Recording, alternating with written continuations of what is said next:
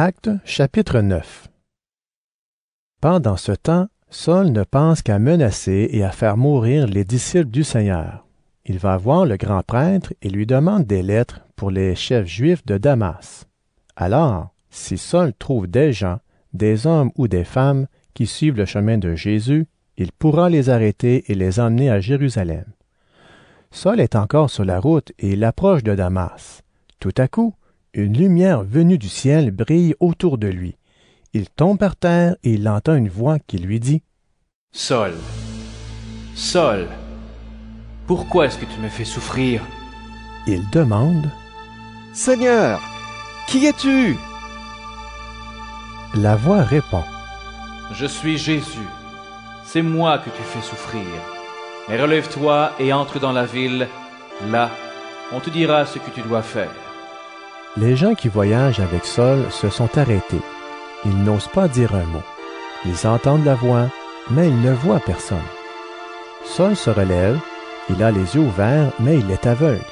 On le prend par la main pour le conduire à Damas.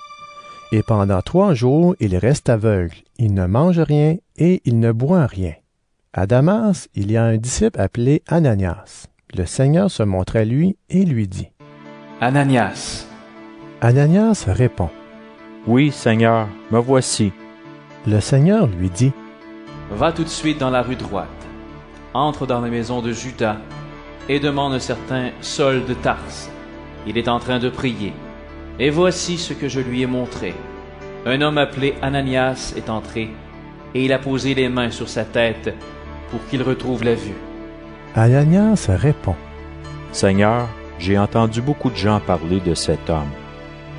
Je sais tout le mal qu'il a fait à tes disciples à Jérusalem. Et les chefs des prêtres lui ont donné le pouvoir d'arrêter ici également tous ceux qui font appel à ton nom. » Mais le Seigneur dit à Ananias « Va trouver cet homme. Je l'ai choisi et je vais me servir de lui. Il fera connaître mon nom aux peuples étrangers, à leur roi et aussi au peuple d'Israël. Je lui montrerai moi-même tout ce qu'il doit souffrir à cause de mon nom. » Ananias part et arrive dans la maison. Il pose les mains sur la tête de Saul en lui disant « Saul, mon frère, c'est le Seigneur qui m'envoie. C'est ce Jésus qui s'est montré à toi sur la route où tu marchais. Il m'envoie pour que tu retrouves la vue et que tu sois rempli de l'Esprit Saint. » À ce moment-là, des sortes d'écailles tombent des yeux de Saul et il retrouve la vue. Il se lève et il est baptisé. Puis il mange et reprend des forces.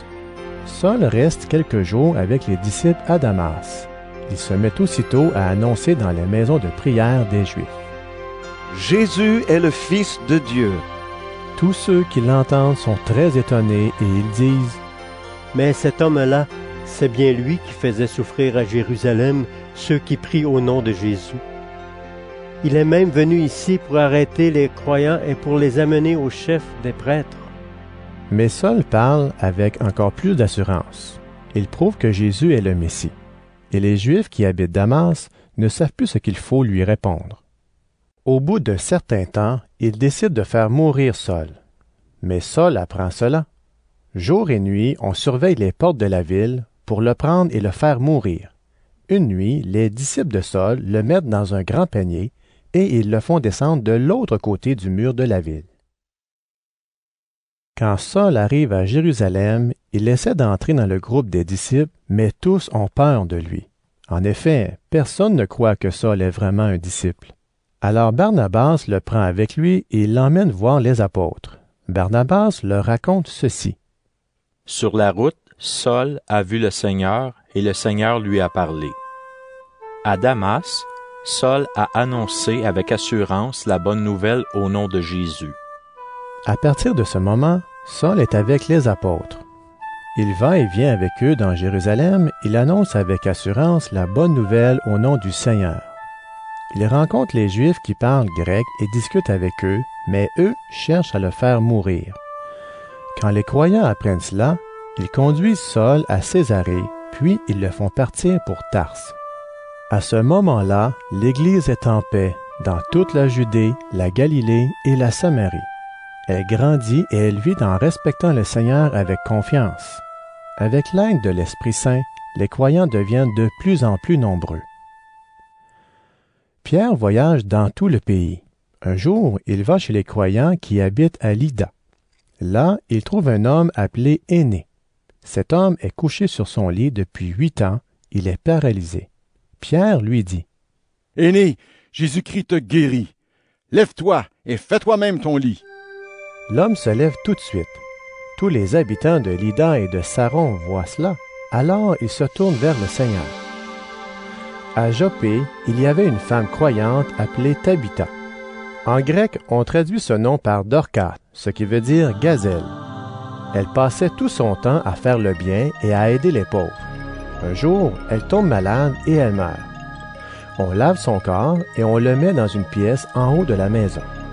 Les disciples de Joppé apprennent que Pierre est à Lydda et Lydda n'est pas loin de Joppé. Alors ils envoient 2 hommes pour dire à Pierre, « S'il te plaît, viens vite chez nous. » Pierre part avec eux tout de suite. Quand il arrive, on le conduit dans la pièce en haut de la maison. Toutes les veuves s'approchent de lui en pleurant. Elles lui montrent les chemises et les vêtements que Dorcas faisait quand elle vivait encore.